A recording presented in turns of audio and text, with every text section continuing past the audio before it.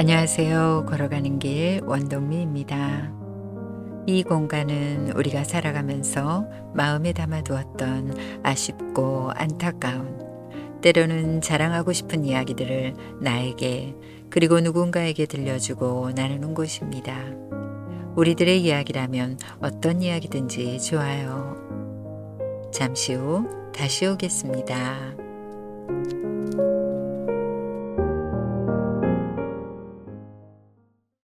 제목 환생. 커피 한 잔을 준비하고 소파에 널브러져 앉아 TV를 켜니 화면 위의 제목이 궁금했습니다. 천국보다 더 아름다운. 어떤 드라마이기에 제목이 저런 걸까? 정말 천국보다 더 아름다운 곳이 있을까? 하는 생각을 하면서 드라마를 보게 되었습니다. 드라마를 보면서 왠지 그런 것 같고 또 공감이 막 가는 그런 내용도 있었습니다. 지옥은 나의 죄, 잘못들을 하나하나 따로따로 적어 죄값을 치르는 것일까? 영원히 꺼지지 않는 화산이 폭발한 것 같은 곳, 그런 곳일까? 끝없는 고통을 받는 곳이라는 것이 상상이 가지 않습니다. 절대 사람이 올 곳이 못되니 잘 살아라 라고 말하는 것처럼 감당할 수 없는 곳, 지옥. 임사 체험자들을 통해 세상 사람들에게 바로 살아라 경고 메시지를 보내고 있는 것은 어쩜 사실일지도 모른다는 생각이 듭니다. 감추고 싶어도 감출 수 없고 시치미를 떼도 뗄 수 없는, 감추어진 모든 것이 다 드러나는 곳, 지옥. 그리고 천국. 그곳에서 환생이란 말이 나오는데, 환생은 내 죄를 갚기 위해, 아니 정화시키기 위한 과정이라고 표현되어 있습니다. 그리고 현재에 함께 살고 있음은 전생에 그 사람에게 핍박을 받아 거꾸로 상황이 바뀌는 것이며, 반복해 환생을 통해 정화가 되었을 때 비로소 천국에 머무는 것이라고 합니다. 드라마를 보면서 남편은 왜 자꾸 내 혀가 앞으로 나오는지 모르겠다고 했습니다. 자꾸 내 혀를 누가 잡아 뺄 것 같다고요. 이 드라마를 보다 보니 자꾸 찔리는 게 참 그렇다고 했습니다. 저 또한 그 드라마를 보면서 느낀 것이 있습니다. 사실이라면 내가 살면서 억울할 것도 없고 미워할 것도 없겠다 하는 생각이 듭니다. 어느 시대에선 제가 그들을 아프게 하고 후벼파고 학대하며 그들을 억울하게 한 것이겠다 싶습니다.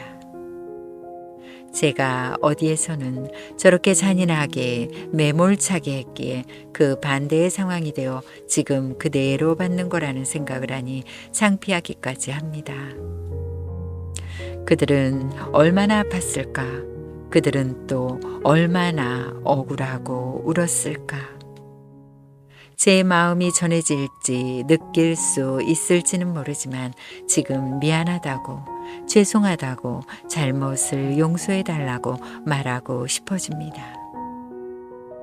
그리고 이 기억을 절대 잊지 말고 잘 기억해 바르게 살도록 노력해야겠다는 생각도 합니다. 저로 인해 그 누구도 상처받지 않도록 입을 잘 다스려 그 누구도 억울하지 않도록 많이, 더 많이 노력해야겠습니다.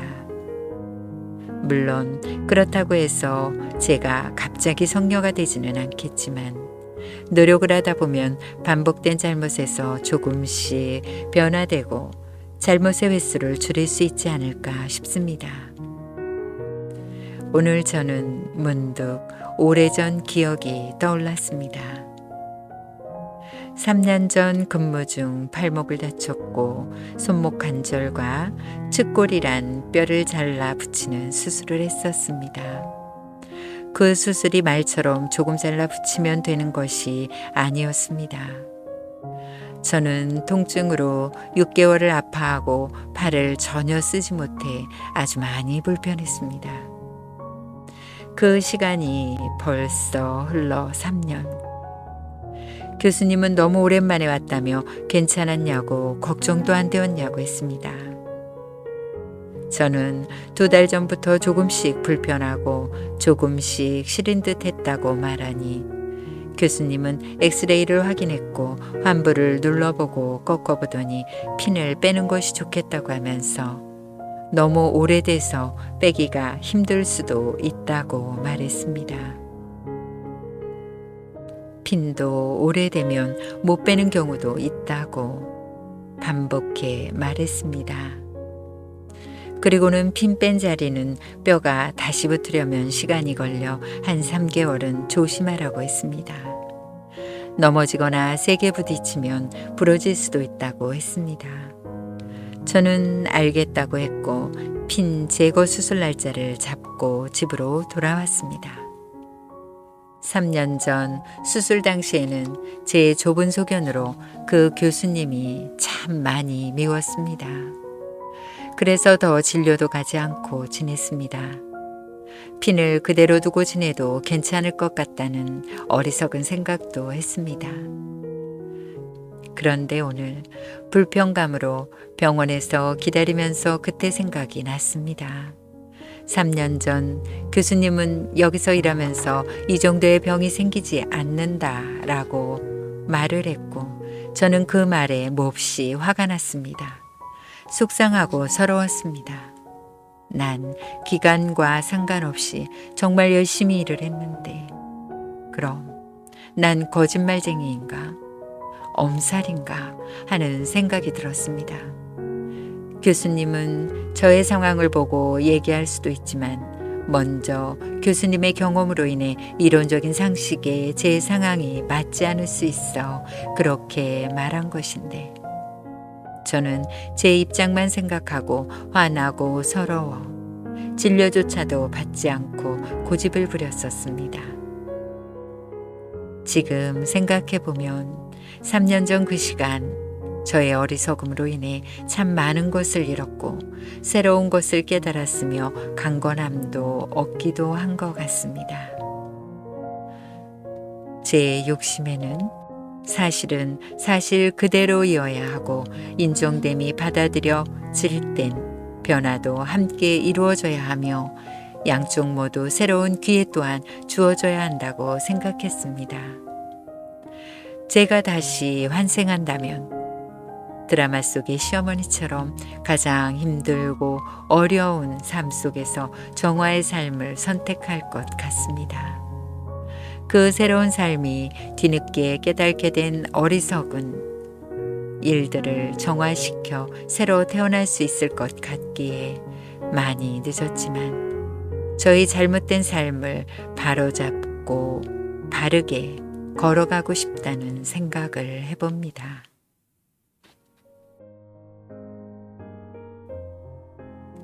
인연은 사람과 사람 사이의 연분 또는 사람이 상황이나 일, 사물과 맺어지는 관계를 말합니다.